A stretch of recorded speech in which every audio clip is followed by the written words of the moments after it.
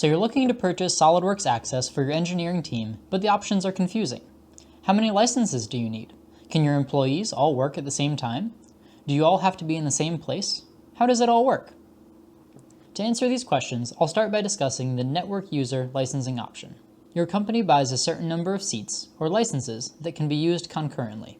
These licenses are stored on a local server where your users can check out a license to access SOLIDWORKS, assuming one is available. If no seats are available, your employee will have to wait for someone else to finish their work. For remote workers, VPN access is required to activate a license, which can then be taken offline for up to 30 days. Another approach is the named user licensing option, where you purchase access for each individual user.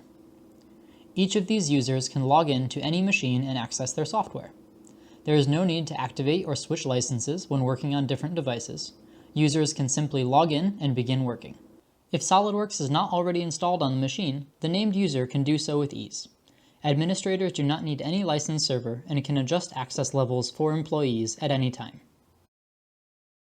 Both solutions offer flexibility and benefits for different organizations. Network licensing is great if you have a large team of users, but only a few need access at any given time. You will, however, need to pay for a local server to help manage these licenses, and the licenses themselves can be more expensive. Named user licensing is a better option for ease of administration, flexible access options, and less IT infrastructure.